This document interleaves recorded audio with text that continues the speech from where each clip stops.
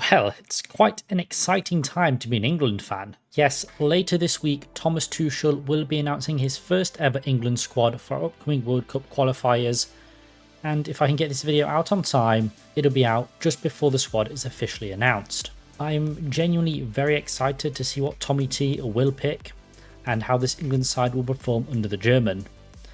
It's looking like a new age for England, so I'm very cautiously optimistic for what's to come. And now that I've said that, we're going to lose to Latvia. He's still not caught up in England's side, so today I'm going to give my thoughts on the side that he possibly calls up and some of my personal recommendations. This list was made with current injuries taken into account, as it is for these upcoming World Cup qualifiers, so the likes of John Stones, Lewis Hall and Bukayo Saka will not be present, unfortunately, as they are all quality players and will be heavily missed. Caution though, I'm going to let you know now before I enter the list that it is slightly biased, and you will soon see why. And I've also thrown in a little surprise pick at the end for good measure, so keep tuned in for that one. Tuchel, I know you're watching, so listen up. I also know you've got a 55-man list drawn up, but, you know, like, entertain me, you know, would be nice. Okay, we're going to go through each of the 4 positions that we need to fill up. So we got keepers, defenders, the midfield and the attackers. You know, pretty simple stuff here. We're just going to start at the back and make our way forward. So we're going to start off with keepers, and the first choice, to no one's surprise, should be Jordan Pickford. I think he's nailed on, quite frankly. He's been England's #1 for some time now and always performs for the Three Lions, even if his club form isn't always the best. Although he is currently ranked joint 3rd for clean sheets in the league this season, so that's some pretty good going. He is also shown to be an adaptable player when it comes to play styles, so he'll be able to fit that Tuchel style, despite playing a bit of different football under both Dyche and Moyes. He's a rock solid keeper, and I have no doubts that Tuchel will pick him and keep him as our #1, especially for these upcoming matches and possibly into the future as well. And then behind Pickford, I've got Dean Henderson. Henderson has been in some fine form for Crystal Palace as of late, and is actually tied with Pickford for clean sheets in the Premier League this season, as they both sit on 9. The only thing that lets him down is how he plays with his feet. He's not the best keeper with the ball at his feet, and I know that is something Tuchel will look for when picking his keepers, but he's a brilliant shot stopper, and you know, he's only the backup, so he's not expected to start, and he could still do a job if Pickford is out for some reason. I fully believe that. He's a very good keeper and should be the backup to Pickford. Definitely for these upcoming games and into the future as well, I think the #1 and #2 spots should be quite nailed on. And then the third choice keeper, I've got James Trafford. There is no doubt in my mind that Trafford is going to be the future England #1, quite frankly. Now, he didn't enjoy the best of times with Burnley last season, but making the jump from League 1 to the Premier League is a massive one, and not many players can do that well, if at all. But this season in the Championship, he's been absolutely phenomenal. He's kept 25 clean sheets so far this season. He's got bags of potential and will only get better with time. You know, keepers normally bloom a bit later than the outfield players, and he's still young, so it's only looking up for Trafford. And even if he won't play within these matches, which I highly doubt, he does need to be in the squad and definitely in future contention. You know, when Pickford's time is up, you know, I think Trafford is the future #1 and should definitely be in the squad this time around as well. So yeah, I think the keepers was the easiest selection I had to make. Just pick 3 keepers. I think they picked themselves, quite frankly. Could have been an argument for Ramsdale, but he's not really been that good for Southampton this season. Now that is Southampton, but he is the shot stopper, so he should really be doing better. I don't think he's got the quality we need. And as a backup, Henderson is just a much better option if we're going off this season as well. Onto the defenders now, and this was a bit more tough than the keepers, you know, with a few key injuries in this area. But we've got a lot of good defensive talent that's coming through and players that we already know are part of the England setup. So, you know, it sort of picked itself, but there's a few, you know, maybe interesting choices in there from myself. But yeah, we'll go through them one at a time. The first defender I've picked is Trent Alexander-Arnold. I don't think there's any doubt about that. You know, he's a good player, been around the England setup quite a bit, and deserves to get a call up once again. His defensive attributes may not be the best at times, which, you know, isn't great for a defender, but he backs that up with how he progresses the ball and that brilliant range of passes that he possesses. He is an extremely talented player, there's no doubt about that, and whilst I don't think the midfield experiment really worked out for him, he could definitely step up into the middle of the park if needed, because he's such a good versatile player in those areas that he could do a job, but definitely shouldn't be starting in the midfield. He's definitely a better defender than he is a midfielder. I don't think that's crazy to say. His attacking strengths will be really useful for this squad and the way that Tuchel wants to play, so I think he's pretty nailed on, to be honest. And then we move on to probably a bit of a more fringe pick, I imagine, but Jed Spence. Now, there is some bias to this pick, I'm not going to lie. He was an integral part of the Forest promotion season, but he can back it up, judging by his performances this season. Spence covers both sides and is great at carrying the ball as well. He's been great defensively and very strong at the back since being given the opportunity to play at Spurs. He's taken his time to get into that Spurs team, been on loan a couple of times, and I think in Genoa and in France he showed that he is a good defender. But since taking his opportunity at Spurs, he's really come into his own. He is a phenomenal player. Like I said, he can play on both sides of the defence. Great at carrying the ball forward, can really make some chances out of nothing. And again, brilliant defender as well. I mean, he locked up Mbappe when he was playing in Ligue 1, so do I need to say more? He's very good, and I think he should be around the squad for sure. There's even an argument that he should start.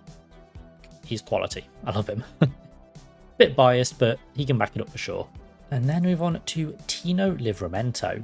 Now, Livramento is a very solid player who's been a mainstay of the Newcastle backline this season, being a real key player for the Geordies as they look for a return to the Champions League.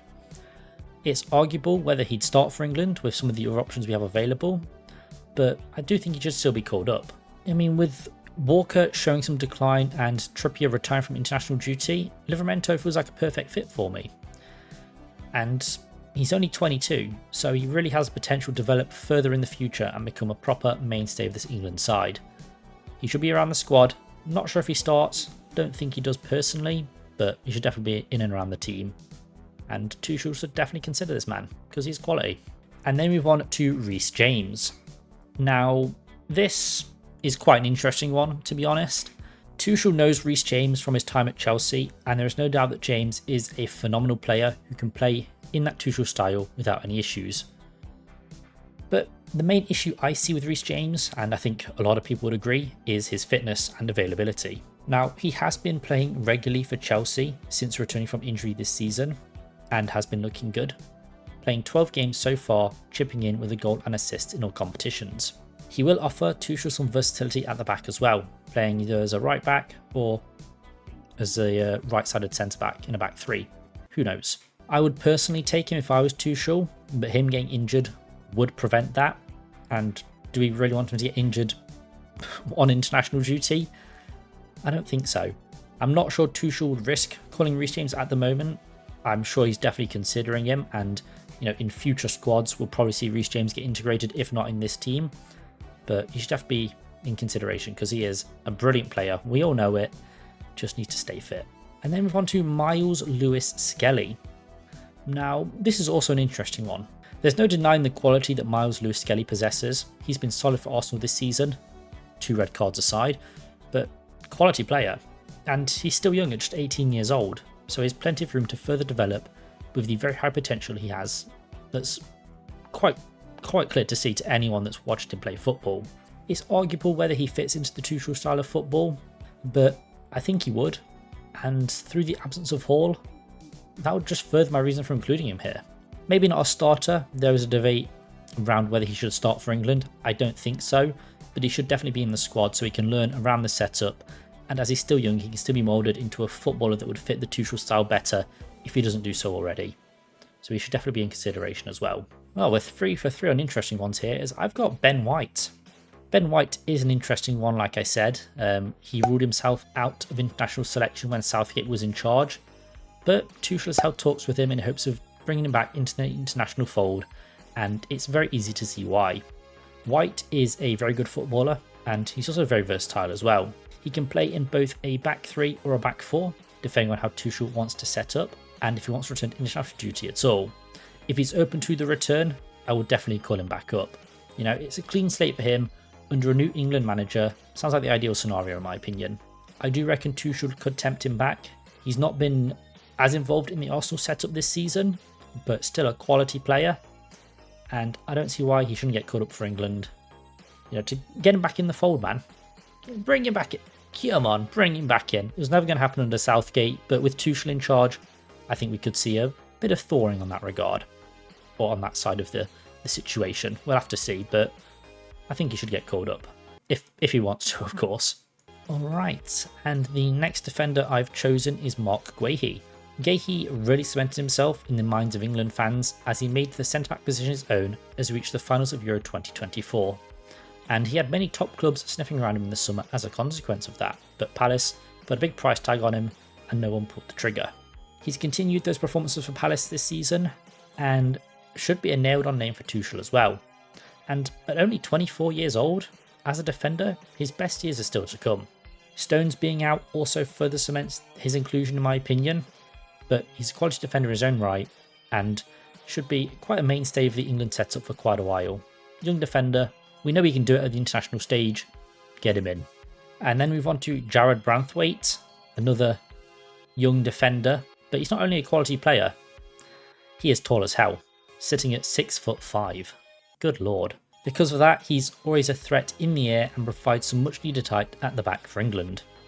Since returning from injury, he's been a mainstay at the back for Everton, under both Moyes and Dyche, and been playing well under both of those as well. His quality is plain to see, and at 22 he's got a lot of room to develop, and, you know, just further unlock that potential that he has. You know, this is a player that I can see being at the heart of England's defence for years to come. He's just going to develop further and become an even better player than he is currently. Get him in the squad, Tommy. Come on. You know you want to. And then move on to Ezri Konsa. Now, Konsa is another interesting one for me, but one that I think Tuchel should consider. You know, he's a good player who is solid at the back, and he always does a good job for Villa. Southgate never gave him a run of games in the Euros, but I think with the time he got under Carsley, he showcased what he could do for England and really put his name forward as a, you know, like a good defender, really. I don't know what else to say. I do think Tuchel will call him up.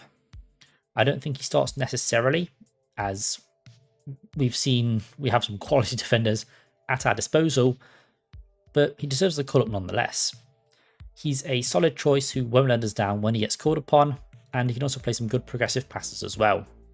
Good player who could really benefit from Stones being out currently. Just get him in the setup, man. Get him in. Come on. And the last defender we're going to look at is Levi Colwill. The man that sent Forest to the Premier League, despite never donning our colours, deserves another call up to the England squad as well. He's been a stalwart at the back for Chelsea this season, as they look to reclaim a Champions League spot, and as showcased, he's a good player.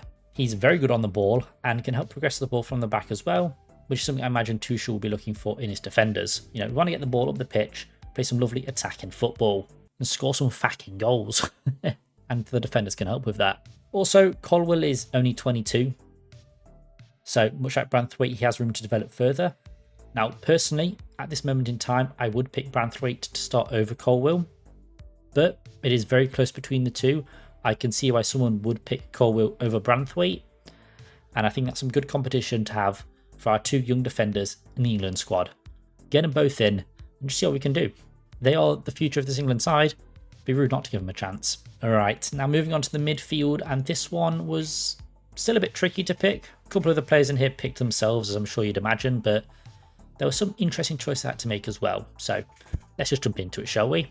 The first midfielder I've got is Jude Bellingham. He's another nailed-on player. You know, I don't really think I need to say much about him, to be honest. He is a phenomenal player.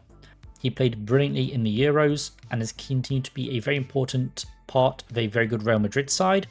I don't really need to say much more, do I? Yeah, he's Jude Bellingham. He's just quality.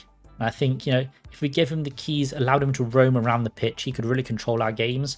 And maybe that's something Tuchel could consider, because he has the quality. Why not let him use it? And then I've got Declan Rice. You know, he's another nailed-on starter in our midfield. He's a core part of the England midfield, and he has been for years now, and always performs well. He's gone from strength to strength recently, especially since he joined Arsenal. Now, he's not won a trophy with them yet, and he likely never will, but still a really good player. Tuchel is a known admirer of Rice as well. From back when he was at Bayern, he practically begged the board to bring him in and they just didn't do so. But he's got him here now. Doesn't have to do any begging. He's English. I'm sure he'll be chosen. Again, he's proven with England and I have no doubts he'll fit perfectly into the Tuchel system. This could be it, guys. This could be the one. The next midfielder I've gone with is Adam Wharton. Now, Wharton is a young talent who Tuchel has been watching quite recently. And despite only playing 13 times in the Prem this season, Wharton has been very solid when called upon and should be in line to start more games in the future as well. Obviously, he was injured for a bit of it, so didn't start every game, and Glasner hasn't fully started relying on him yet, but I think he will, and he probably should, to be honest, because what a quality player Wharton is. I think it was criminal that he didn't get a single sniff during the Euros, but he clearly had the quality to get called up in the first place. He is a brilliant passer of the ball, and that would be very, very useful under Tuchel, while also offering that defensive ability as well. I'm not sure that he starts, but he definitely needs to be around the squad. What a quality young midfielder we've got, and he just develops further, he's going to be quality. So, get him in, boys. Get him in. And then my next midfield choice was Curtis Jones. Now, this is one of those more interesting ones I spoke about, but I think Curtis Jones is quite an overlooked player when it comes to the England squad, and I think he should give them a shout, to be honest. He was called up by Carsley and proved that he could easily do a job for England, with a very impressive debut, and shows that he's a very versatile midfielder who has both an attacking and defensive side, which is very useful to have in an international role. Tuchel can get him playing at his best, much like Slot and Klopp have done this season and in seasons gone by. He is a very, very solid player on the ball and can offer some of that attacking threat with a good range of passing and some really good ball retention as well. He's definitely one to think about. Don't think he starts in the midfield personally, but he offers a lot that could be useful to an international side, such as his ability to play both attacking midfield, central and defensive midfield. Very versatile midfielder, needs to be in the squad for that alone, I think. And he's got the quality to back it up as well. Right, let me preface this one by saying this is my roguish shout of the lot, but I think that Lewis Cook should be in the shout of an England call-up, or another England call-up. He has been quietly brilliant for Bournemouth this season, and he should be in consideration for that alone. He provides some much needed depth as a defensive midfielder, and while he is on the older side of things, he's one of the older players that I've picked, being 28. He has a lot of competition for many younger players in his position, but at this current point in time, I think he deserves a shout. I wouldn't start him, but he would be a very valuable player to have in the squad, and has good leadership qualities too, which would help those younger players. It's a bit of an out there pick from me, but his performances this season and last season as well have been really good, going under the radar, to be honest, and this is a very good Bournemouth side that are predicted to get a European spot for the first time in their history, and he's a core part of that side as well. I think it should warrant a consideration at the very least. I'm sure he's on the 55-man list, but I think he should be in the 26-man squad as well, because he's been quietly really good this season. If he was in like a big six side, everyone would be raving about him, but because little old Bournemouth, no one cares. Bring him in, Thomas. Give him the call. Oh. Now, I'm sure if you know me, you knew this one was coming. Morgan Gibbs-White. Now, yes, there is bias here, but he backs it up. Morgan Gibbs-White has been phenomenal for Forest this season and in the seasons gone past, but especially this Forest side that is challenging for a return to the Champions League this season, and also a player who I think was very unlucky to miss out on the Euro squad. I think he also agreed as well. But, given how Southgate managed that team and the players that were called up and never played, probably wouldn't have got a sniff in anyway. Carsley called him up though, and he's looked brilliant whenever he did get on the pitch. He can send in a beautiful ball. We saw that most recently against City, and, Pep was on his knees, bro. If that's not a sign of a good player, I don't know what is. He's got a lot of good competition in his position, but he should be in the squad without a doubt. He's a very good player, and I think he'd back himself to get in over some of these players as well. And I'd also back him because he is wonderful. Watching him week in, week out for Forest is an absolute dream. It's an honour. It's going to be very sad when he leaves, but for now, he's a Forest player, playing brilliant football, and deserves to be in that squad. And I think he will be. And it's from one Morgan to another now, as we look at Morgan Rogers. This is another Morgan who has been very good this season. Rodgers has been a very important part of Aston Villa's success recently, becoming an integral player in both the Premier League as well as Villa's European exploits. He's a very versatile forward player, but much like Gibbs White, prefers to play in that 10 role. Again, also much like Gibbs White, he can be a game-changing player who can just really get away from the man and create something special out of almost nothing. I don't think he will start, but he should also be in the squad as well. Him and Morgan are in a very similar boat. They play very similar styles of football in very similar positions. But I think having them both in the squad, it's just some fantastic depth in that position and will suit England very well going forward in both senses as well. And my final midfield pick is Cole Palmer. He's another player who's nailed on. Now, it may be a bit of a controversial pick at the moment, as he's not really been performing as of late, definitely not to the levels we know he can reach. But we know he's a brilliant player, which was not only highlighted with Chelsea last season, but with how he massively affected the game when he did play for England at the Euros, scoring that very important goal in the final that we ultimately didn't win, but gave a lot of us a lot of hope. I'll never forget that day when that goal went in. One of the best days of my life, one of the best moments in my life, I would say. What could have been? He deserves a call-up without a doubt. Where he plays is another question, but I've gone with my midfielders as that's where he plays for Chelsea, and I think he excels in that number 10 role, much like Gibbs White and Morgan Rodgers and possibly Bellingham as well. A lot of competition in that position, but that's where we like it. We've got a lot of attacking midfield depth, and I think that's phenomenal. Cole Palmer has to be nailed on, despite not doing it that much recently. He's still Cole Palmer though. He's still scored 14 goals this season. Like, what were we debating here? He's still a very good player. Alright, now moving on to the attackers, the forwards, the wingers. We're going to start off with Harry Kane. Of course we are, you know. The definition of a nailed-on player for England. Kane is the man up front. There is no doubt about that. And do I really need to say anything further? I mean, I will, but I don't need to. He's in some fine form for Bayern at the moment. Once again, leading the scoring charts in the Bundesliga, and he always does a job for England. I'm also convinced that if he wins a trophy this season with Bayern Munich, England win a trophy in the World Cup. I don't know what it is, man, you know. Oh, our best player's not won a trophy. If he wins a trophy, we win a trophy, you know what I'm saying? I wholeheartedly believe if Harry Kane wins a trophy with Bayern Munich, England win in the World Cup. I may be delusional. We're still in 2025. It's only March. But I feel it, man. I feel it. And then as the backup striker, I've got Ollie Watkins. I do think Ollie Watkins should be the backup striker to Kane. And he has shown how important he can be for England as well, famously scoring the winner in the semi-finals versus the Netherlands with what was his first touch of the game. He's a different type of striker to Kane, which is perfect for the England setup, and that's something that we really need. He was in phenomenal form last season, and whilst he's not reached those heights again this season, he has still been a quality player who has scored 13 goals in the Prem this season, as well as his European exploits as well.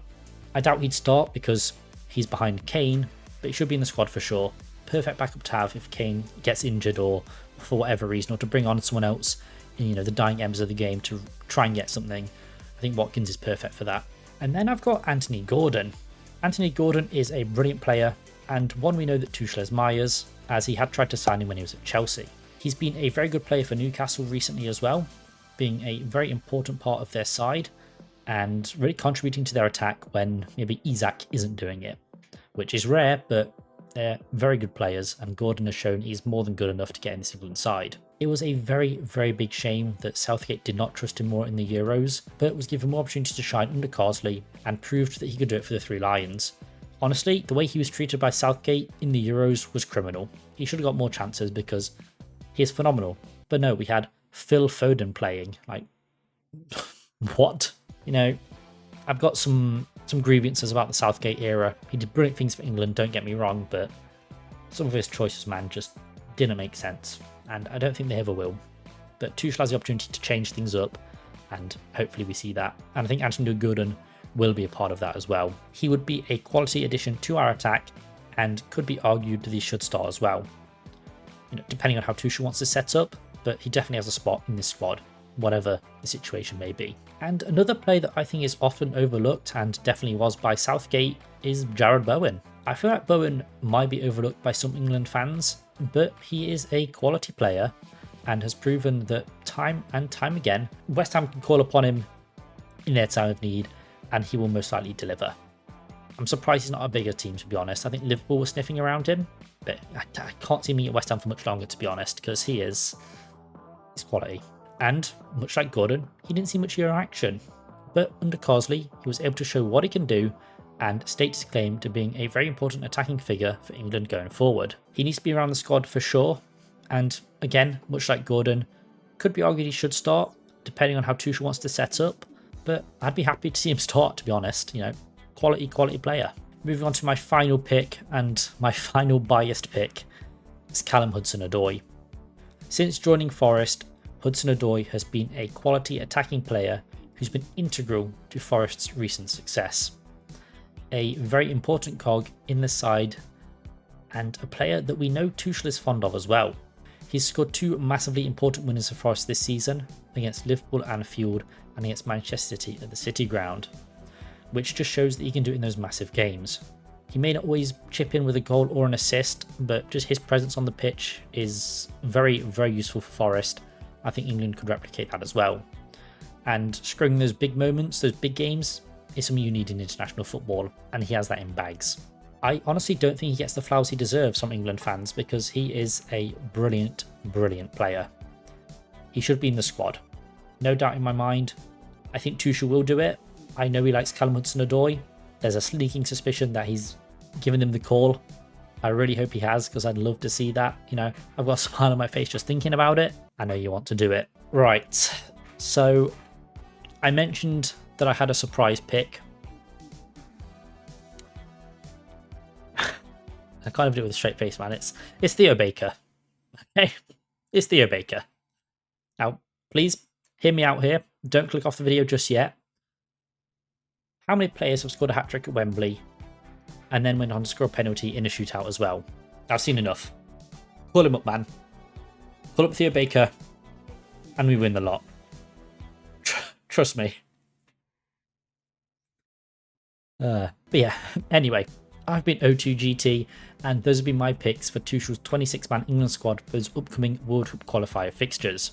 The players were picked on current form, but also with an eye on the future as well for the World Cup proper. You know, you want a more settled squad going into a major tournament, but you know, this is the first squad he can take. It's okay to change things up and mix them around this early in, but towards the campaign, we want to get a bit more solid. That's what I've kind of considered when picking these players as well. I'm sure some of them won't get picked, some may get picked in the future, you know, but it's just my 2 cents on the matter. Now, yes, I know I've missed quite a few players off and included some very interesting shouts, but with the criteria that I've had laid out, I think you can see why. Maguire misses out down to injury, as does Saka, as mentioned earlier, and whilst I do love Jack Grealish, he's not been great this season and just hasn't shown why he should call back up to the England squad, in my opinion, of course. Phil Foden also has not shown me any reason to call him up again, and he wasn't great in the Euros either, keeping out probably better players from performing better, because he was just on the pitch all the time for some reason, and since returning to the City squad, he's not been great either. So just, you know, don't bother calling him up for this set of qualifiers at the very least. Elliot Anderson was also another player that I was considering, but I think it's just a little too early for him at the moment. You know, he is a phenomenal player, don't get me wrong, plays really well in that 8. He's good going forward, he's good defensively as well. Could have been a shout over maybe like a Lewis Cook, but as I said, I think it's a bit too early for him at the moment, but I do think Tuchel will pick him up at some point during his England tenure. I mean, he'd be stupid not to. He's been watching him in some of his games. He's a good player, but maybe just a little bit too early for him. But then again, maybe a World Qualifier is what you need to test out these younger players, and I definitely wouldn't complain if we saw him get called up as well. Angel Gomez was another consideration, but he's not really been playing for Lille, so I couldn't include him here. Rashford has looked better at Villa, but I don't think he'll return to the fold just yet, but definitely has potential if he keeps up this form to get caught up in the future. And yeah, you know, I've definitely missed out players there as well, but just what I think, man. Just off the dome. Seeing the likes of Spence, Gibbs-White and Hudson-Odoi all playing for the England squad at the same time would be just a wonderful sight for the Forest fan within me. And it could be a very bittersweet moment, you know. What we could have had in the Garibaldi, but you know, how Harry Spence is thriving. and it's at Tottenham, so it could be for a worse team, to be fair. But what do you think, though? Are there any players that I'm stupid for missing out? Please let me know down in the comments below. I'd love to hear what you guys think regarding the England squad. I know we're perennial bottlers and we've not won anything in a long time, but Tommy T might be the one man, and I think the list of players I provided would give us a good chance at lifting that trophy in 2026. Maybe not this exact squad, but a lot of the players here at least. Anyway, I am looking forward to seeing who Tuchel calls up and what this new era for England could have in store. It's very important not to get my hopes up, especially this early on in his tenure, but things have the potential to be so good. I'll reserve any judgment until I've seen how we set up and how we perform under Thomas Tuchel. Looking forward to it. Come on, you Lions. Come on, England. I don't know. Come on, you Lions sounds a bit weird, but you get the idea. I'm excited to see what happens. Come on.